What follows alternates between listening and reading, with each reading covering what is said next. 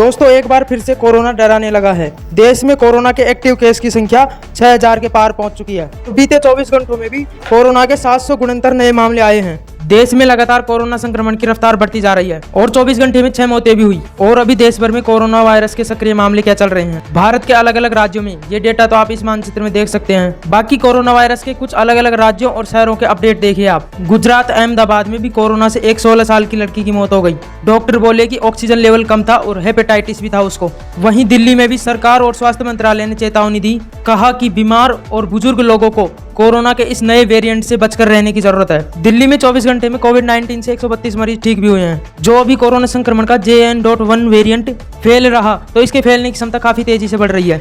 इसे ओमिक्रॉन का ही एक सब वेरिएंट बताया जा रहा है। और इस वेरिएंट के सामान्य लक्षण भी मैंने आपको बताए थे, खांसी, जुकाम, बुखार, गले में खराश, थकान, सर दर्द और गंध और स्वाद में कमी महसूस होना। तो देश की राजधानी दिल्ली समेत कई राज्यों में कोरोना के मामले तेजी से बढ़ने लगे। उसके बाद केंद्रीय स्वास्थ्य मंत्रालय एवं परिवार कल्याण मंत्रालय की तरफ से भी आंकड़े जारी करते हुए लोगों को सावधान रहने की चेतावनी दी गई है। इधर देखिए राजस्थान राज्य में फिर से बढ़ने लगा कोरोना का खतरा। जयपुर हॉटस्पॉट बना, छोटे बच्चों और बुजुर्गों में तेजी से फैल रहा संक्रमण। राजस्थान में एक 6 महीने और 3 साल की बच्ची को भी कोविड हुआ और राजस्थान में कोरोना से दूसरी मौत भी हुई।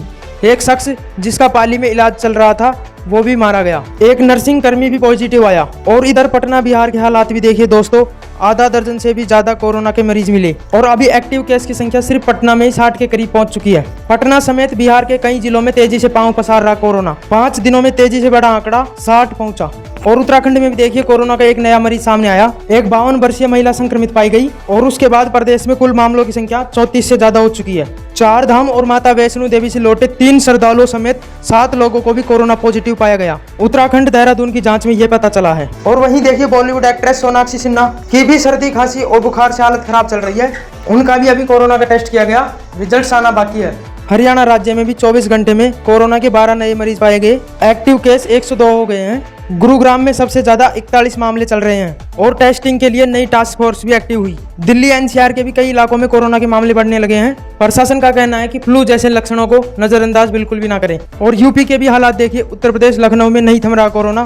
बीते 24 घंटे में एक और नया मरीज संक्रमित मिला। उसके बाद प्रदेश के उप मुख्यमंत्री ने भी लोगों को बचने की सलाह दी।